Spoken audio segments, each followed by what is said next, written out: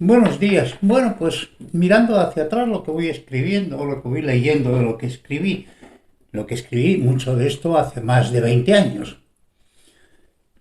me voy dando cuenta que le he dedicado demasiado tiempo tal vez a un tema local, que es el tema español, pero es inevitable, vivo aquí, sus cosas me afectan, esto por supuesto las mentiras me afectan más, la lectura que se está haciendo de la guerra civil española es absolutamente absurda, va en contra de todo lo documentado y todo lo acreditado, y siguen con su matraca de mentiras y de cosas, ¿verdad? Y decía, a ver si... Y luego, por otra parte, los dos temas que más frustraciones producen en las sociedades humanas, que es la política y la justicia, que son tan difíciles, es lo que menos me interesa y a lo que le estoy dedicando más tiempo y más esfuerzo y más pensamiento, pero realmente creo que en estos temas donde la injusticia campa, donde la explotación campa, donde las ambiciones desnudas son absolutamente terroríficas, bueno, pues tenemos que buscar soluciones. Yo intento dar ideas por si alguna de ellas puede servir en algo, en algo. Para eso, por supuesto, soy plenamente consciente que la gente que me puede seguir en este tipo de discursos no es mayoritaria, por decirlo de alguna forma, y que, dada mi edad, y que nunca he escrito nada, y que no tengo credibilidad ninguna en ningún campo del saber, pues seguramente estoy predicando en el desierto, estoy palabras que se llevarán el viento, pero como es cierto que he sido un egoísta en compartir conocimientos, en estos momentos deseo hacerlo. Deseo hacerlo al final de mi vida, por si sirve para algo. Y si no sirve para nada, yo mi parte he cumplido. Creo que estoy diciendo las cosas que realmente son absolutamente necesarias que la humanidad se enfrente a ellas. Y bueno, pues luego la historia dirá. Y continuando con el tema de la guerra civil española, pues de la última entrada decía que analizando lo más significativo de lo escrito sobre la guerra civil española y la trayectoria de sus protagonistas principales, destaca el posicionamiento unánime de las mejores cabezas españolas de la época en pensamiento y en política. Ortega, Unamuno, Marañón, Pérez de Ayala, Pemán, Manuel Machado, el gran admirador de Franco y gigantesco pintor, que para mí es la cumbre máxima de su época, Dalí, todos, absolutamente todos, se posicionaron con Franco frente a la anarquía sangrienta y asesina del Frente Popular. Cosa distinta es, como es natural en gente de su nivel, las críticas que después pudieran producir sobre el régimen de Franco. Es otra historia. Pero en aquel momento, la justificación del levantamiento militar para parar aquella orgía de sangre y de muerte y de despropósito, todas las mejores cabezas españolas estaban a favor. Los pretendidos intelectuales apesebrados de los partidos de izquierda, que fueron los responsables principales de la guerra civil, no tienen ninguna credibilidad, solo justifican crímenes. Aunque, de verdad, notamos con pena su ausencia y sobre todo notamos con pena los más idealistas de todos, los poetas. Para mí faltaron los intelectuales socialistas y comunistas dirigidos y anarquistas dirigidos por Alberti. Alberti, en mi criterio, ahora está edificado, pero en mi criterio, fue un mediocre pintor, fue un mediocre poeta y luego un malvado como persona, porque fue un excelente delator chequista de los intelectuales de derechas. Él acusaba para que después la gente los matara. Fue un auténtico disparate. Pero bueno, luego en la reconciliación nacional, pues admitimos a muchos asesinos de nuevo a España y a Alberti en concreto. Esto, bueno, pues esto se le dio otro tipo de parabienes en Andalucía. Bueno, ¿qué vamos a ver? Fue un meritorio ayudante de asesinos, acompañado por su mujer María Teresa León, que como fueron comunistas, pues los comunistas del mundo entero dijeron de él, pues en fin, que era el sumo de los ingenios poéticos del mundo. Pues no. Y luego, pues para mí faltaron en este concierto de fin de voluntades con respecto a lo que estaba pasando en la guerra civil, los poetas. Los poetas son los más idealistas y además los que con más difícil ven la realidad o quieren ver la realidad. O, en el caso, por ejemplo, de Miguel Hernández, su realidad era terrible. O sea, es decir, de Miguel Hernández podría protestar absolutamente contra todo porque motivos tenía de sobra.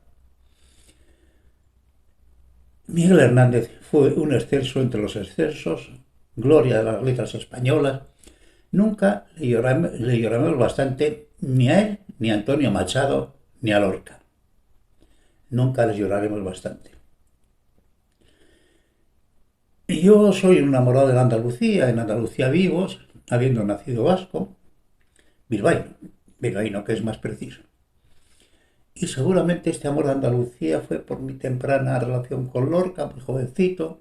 Leí su romancero gitano y me deslumbró por completo. De forma que le debo a él mi amor por esta tierra a la que vivo, ¿no? Bueno, faltaron también Alto Laguirre y Bergamín. Y para mí, con muchas dudas, García Lorca, que era un burgués de altísimo nivel, cuya amistad entrañable con Dalí es muy significativa, asesinado más, según creo yo, por ser homosexual, triunfante, cultivada y civilizada, en una Granada miserable que por sus ideas políticas. Yo creo que el asesinato de García Lorca fue esa rabia tremenda, esa persecución horrible que había contra los homosexuales, que yo la he conocido en mi juventud, quiero decirte, en España a los homosexuales más o menos los apedreaban por la calle, quiero decirte, un homosexual en un pueblo pequeño era objeto de todo tipo de graciones y de burlas. Bueno, en fin, nos faltaba mucho tiempo para un poco de tolerancia con los temas sexuales, que son los más inocentes del mundo, ¿no? Cada cual que haga con su vida y con su cuerpo lo que quiera. Y hablaremos de sexualidad. Para mí, creo que nunca se ha querido analizar y profundizar el asesinato de Lorca como un asesinato de género, que no fue un asesinato político, que yo sepa. Que yo sepa, nunca se ha querido contemplar desde ese punto de vista, pero yo, sinceramente, conociendo, por la historia, por supuesto, y por mi lectura, Granada de la época, yo la conocí con 20 años, poco más o menos, en el año 60 conocí Granada y había que ver lo que era Granada en aquellos años. Yo creo, para mí, que fue más un asesinato de género que político.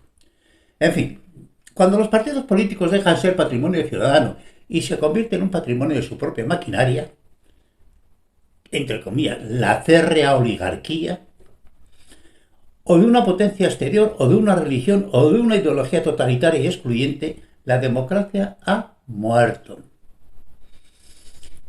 Mirar lo que son los partidos políticos en las democracias y es muy difícil de pensar que las democracias están vivos con el tipo de la maquinaria de los partidos políticos. Cuando la justicia se maniata para favorecer a la clase política o a los poderosos o a los corruptos o a los asesinos, la democracia ha muerto. Es uno de los síntomas de muerte de la democracia en España. Hay muchos más. Cuando la sociedad pierde de vista su basamento moral y patriótico y se instala en el relativismo moral y el oportunismo, la democracia ha muerto. Cuando la justicia y sobre todo la clase jurídica abre un abismo de incomprensiones entre sus decisiones y el entendimiento popular de lo justo, del bien y del mal, e impone un sentido basado en la selva jurídica de la vida en sociedad contra el sentido común popular, la democracia ha muerto. Cuando vosotros, la clase jurídica, os separáis del pueblo, estáis matando a la democracia, estáis matando a la justicia. Y punto. Al final, cierta irónica apreciación, comillas, el Estado es esa ficción mediante la cual todo el mundo intenta vivir a expensa de los demás. ¿Os suena? El Estado es esa ficción mediante la cual todo el mundo intenta vivir a expensa de los demás. Mirar la clase política.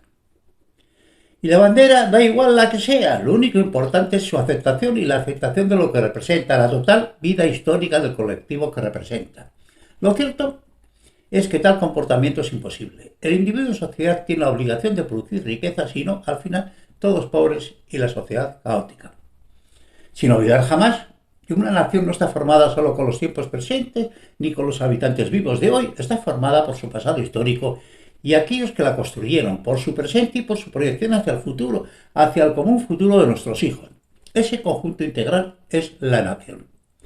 Comillas, que está formada más por muertos que por vivos, según León de Witt. Una nación se construye y se mantiene por su memoria colectiva. Se quiere esconder bajo el disfraz que se quiera esconder, todas las formas de gobierno son en el fondo y en la forma una tiranía, ya que su definición profunda es controlar irresponsablemente las vidas ajenas, controlar la libertad ciudadana y apropiarse sin compensación y sin responsabilidad de los bienes ajenos para gastarlos en función de sus propios intereses. Por el camino que estamos siguiendo, en las modernas sociedades, la tiranía de los partidos políticos y del Ejecutivo que el Estado lo representa alcanzará cotas de indignidad social superior a cualquier concepto de tiranía que podamos encontrar en la historia, merced sobre todo al control exhaustivo informático que tienen los gobiernos sobre los ciudadanos, aunque superar la tiranía sufrida por las sociedades comunistas no sea precisamente fácil, pero estamos en ello. Las democracias lo conseguirán ser más tiránicas incluso que los regímenes comunistas. Las modernas democracias se están convirtiendo en un modelo dictatorial para los buenos ciudadanos, el sumiso rebaño, cuyo control de vidas y bienes es opresivo y exhaustivo, mientras que son absolutamente permisivas con los asociales, los violentos y los dementes sociales y delincuenciales, a la vez que la clase política se ha convertido en una clase aparte, una casta de intocables, en una nueva aristocracia, no basada en el mérito, sino basada en el privilegio y en la responsabilidad de sus actos y sus corrupciones, por enloquecidos que sean, y con más privilegios reales que los señores feudales de la Edad Media. En este párrafo he hecho mención a una cosa que yo escribí hace 20 años, diciendo que se estaban convirtiendo las clases políticas en una casta de intocables.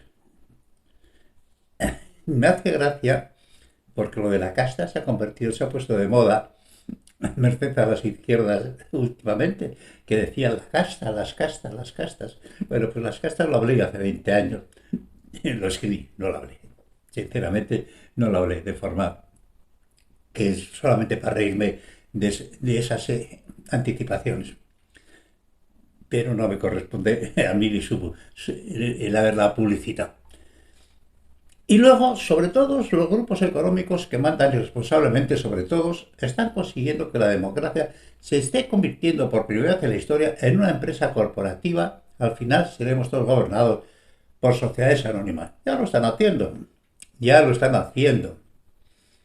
Las sociedades anónimas se están influyendo, en fin, en Estados Unidos, con los lobbies y los grupos de influencias y tal. Y bueno, y con la financiación. Si no tienes una buena financiación, imposible ser político en Estados Unidos. Están comprados desde la universidad. Y aquí vamos por el mismo camino. Bueno, pues olvidamos el temible aviso de Roosevelt, que dijo lo siguiente, comillas, dentro del gobierno visible existe siempre un gobierno invisible.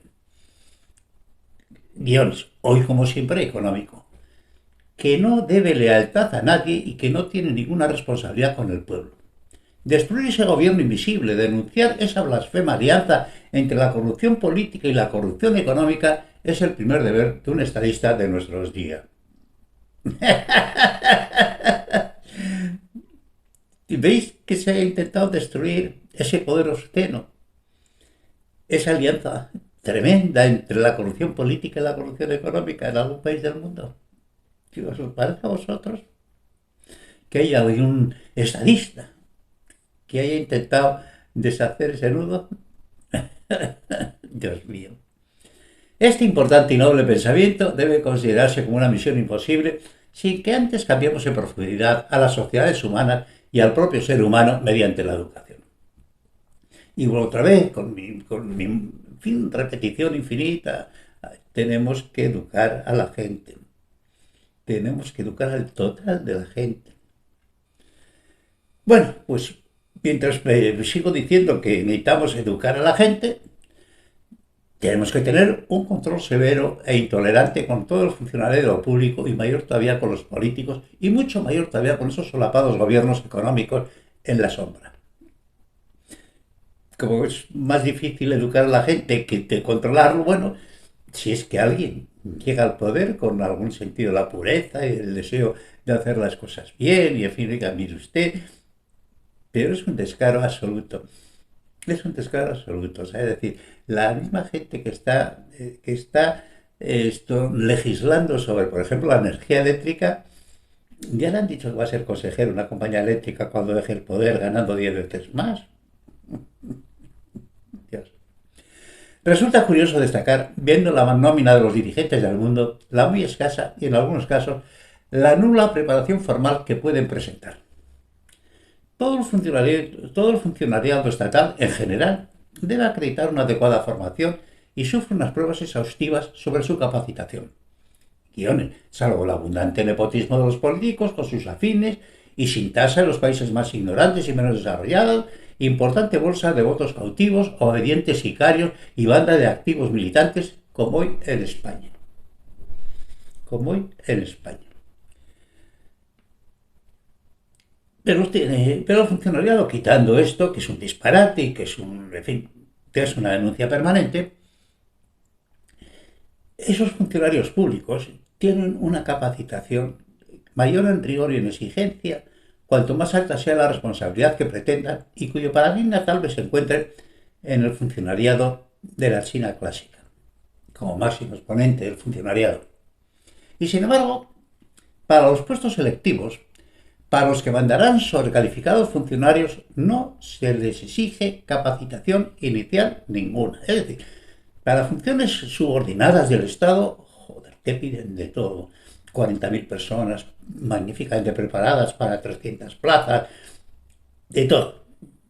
Ahora, luego llega un tío que no tiene absolutamente idea de nada y va a mandar sobre estos funcionarios. Es razonable que quien en libre competencia no hubiese sido capaz de ganar unas oposiciones o de vivir honestamente en un trabajo, por el camino de la política mande sobre ellos y decida sobre el destino de todo un país, sin mérito alguno acreditado, salvo su capacidad para brujulear en las ciénagas partidistas y en la irracionalidad tantas veces puesta en evidencia de la opinión pública. Yo vuelvo otra vez a los temas que me son más cercanos. Es imposible que con oposición hubieran entrado nadie de los actuales gobernantes de España que hubieran entrado en el Estado. Es una panda de ignorantes absoluta, de necios sin remedio. Yo creo que hacer un concurso a ver quién dice la tontería más grande del día en el Consejo de Ministros, si sale uno y dice por lo que se le ocurra.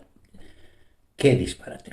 Circula una divertida historieta que narra cómo un importante político se dirige a otro de rango algo inferior para contarle que no puede hacer carrera con su hijo, que era un dislocado y un rebelde, y le pide que encuentre un trabajo para él, que donde tenga que trabajar mucho para que entienda la dureza de la vida para una persona sin estudios. Encantado de complacerte, le dice, tengo un puesto estupendo para él, para tu hijo, despacho con secretaria, coche oficial con chofer y 6.000 euros al mes.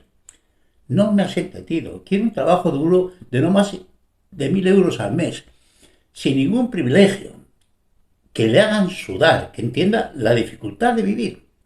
Le contesta el político.